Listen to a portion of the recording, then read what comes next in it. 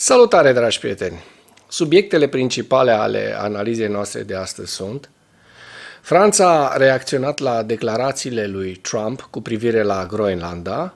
Spune: Uniunea Europeană nu va tolera atacurile la granițele sale, suntem un continent puternic.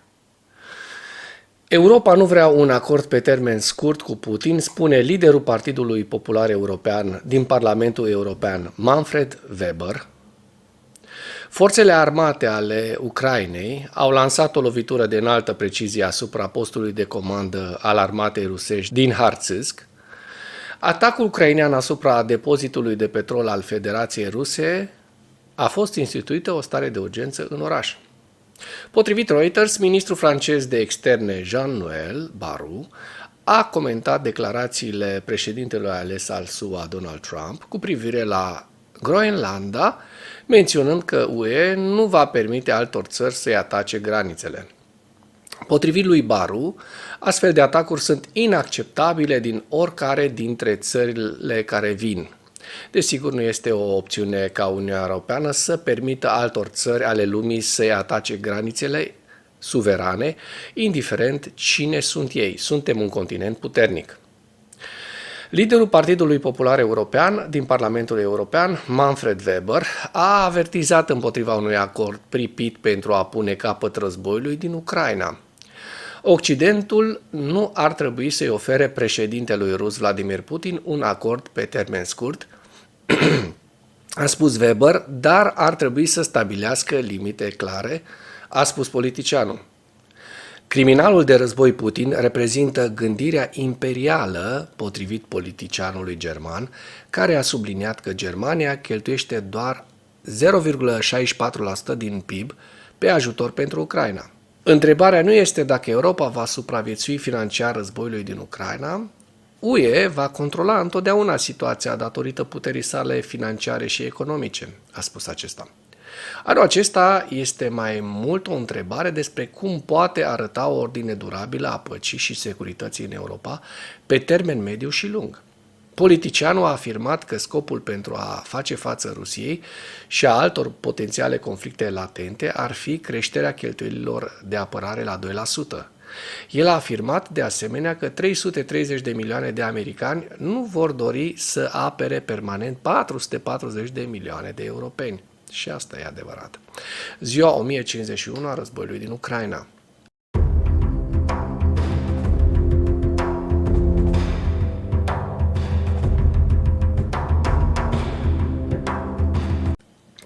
Potrivit statului major al forțelor armate ale Ucrainei, în dimineața zilei de 9 ianuarie 2025, pierderile totale în lupta ale Rusiei de la începutul invaziei neprovocate asupra Ucrainei se ridică la cifra de 803.100 de militari. În ultimele 24 de ore, Rusia a înregistrat pierderi semnificative pe frontul din Ucraina, între care 1430 de militari, 17 tancuri, 16 vehicule blindate de luptă și 36 de piese de artilerie.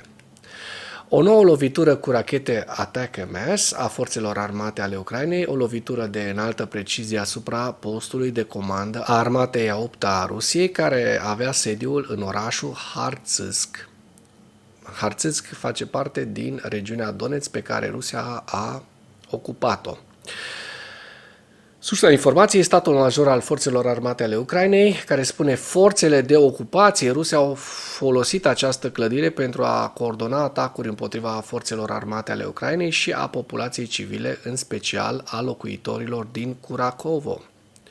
După cum a raportat statul major, armata a luat toate măsurile pentru a se asigura că populația civilă să nu fie vătămată în timpul loviturii. Amintesc că în seara zilei de 7 ianuarie, forțele de apărare au lovit postul de comandă al brigăzii 810 Marine a forțelor armate ale Federației Ruse, în apropiere de așezarea Bila, regiunea Kursk. Potrivit agenției rusești Interfax, a fost instituită starea de urgență în orașul Engels, din regiunea Saratov, Rusia, unde forțele de apărare ale Ucrainei au lovit un depozit de petrol care alimentează avioanele militare rusești. Deci noi lovituri cu arme cu rază lungă de acțiune asupra pozițiilor rusești.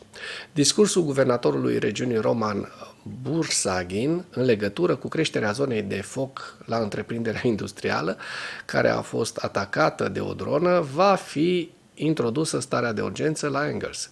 Potrivit acestuia, pe parcursul întregii zile, la Engels, în zona incendiului, specialiștii administrației prelevează probe de aer.